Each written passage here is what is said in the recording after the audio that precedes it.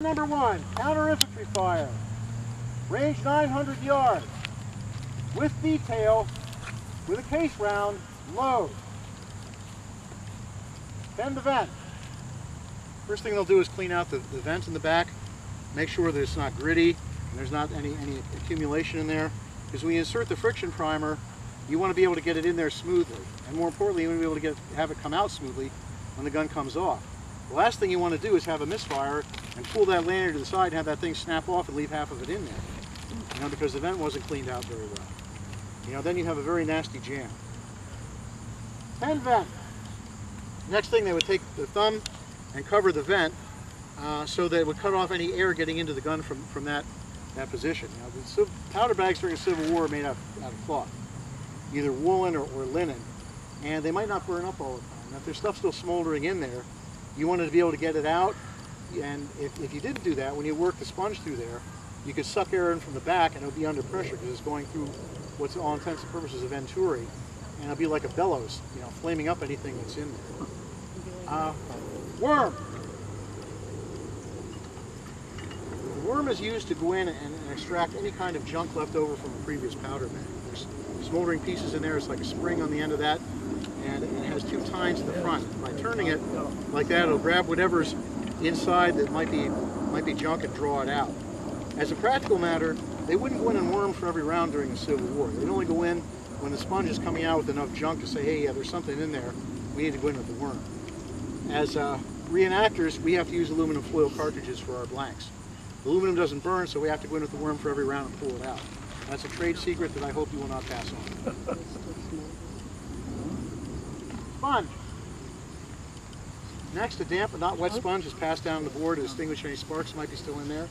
You don't want it sopping wet because it'll leave a pool of water inside, and that might get into the next powder bag and dampen it, especially if it sits in there for a while.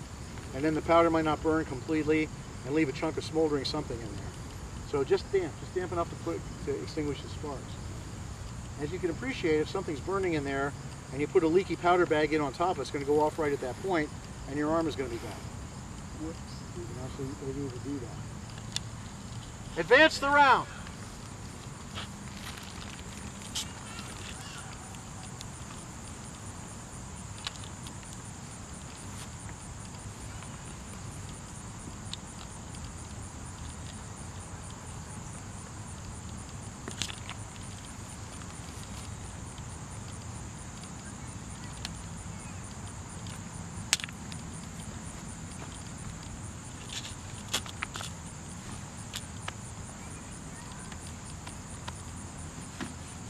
The reason the gunner announces the range is so that the fellow back at the limber chest can select the right type of ammunition and cut or otherwise prepare the time fuse for the right number of seconds from flight time downfield.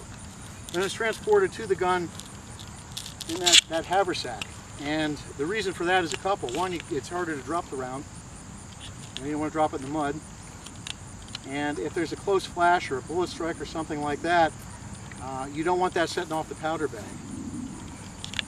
A soldier in Battery C, Private Sullivan, chose to disregard that advice, and he was carrying around to the gun in his bare hands during the Battle of Antietam, and a strike by a nearby Confederate shell touched off the powder bag. Fortunately, the shell didn't explode, but the bursting of the powder bag and the flames burned him terribly, ripped off his clothes, and threw him several feet in the air, and he was crippled for life. And one of the things that we do is when we do school programs in particular, or educational programs, when we talk about why we study history, and we always say history is a great guide because it helps keep us from doing stupid things like fighting a civil war amongst ourselves. But in this, it has a very practical application. It teaches us to use our safety equipment if it's available. If Private Sullivan had used his pass pouch, it's very unlikely he would have been crippled. So we in particular tell the students, if you're on your skateboard, knee pads. If you're riding your bike, use your bike helmet. If you have safety equipment, use it because one moment of laziness or bad judgment could cause really bad things to happen. So that's why the pass pouch. Ram. Next, the whole package is pushed to the back of the gun so the powder bag's underneath the vent. Ready. The crewman will go in, the designated crewman will go in with a vent pick, which looks like a knitting needle with a circle on the top, and go down through and poke a hole in the powder bag. Next, the other crewman will insert the friction primer, put it on the lanyard, take his place out, take up the slack. Notice they work very closely together as a team, and they make sure that everyone is clear of the piece. Gun number 1 prepared. Acknowledged. Gun number 1. The piece is clear. Ready.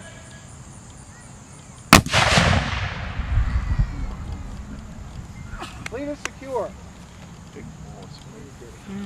Fire.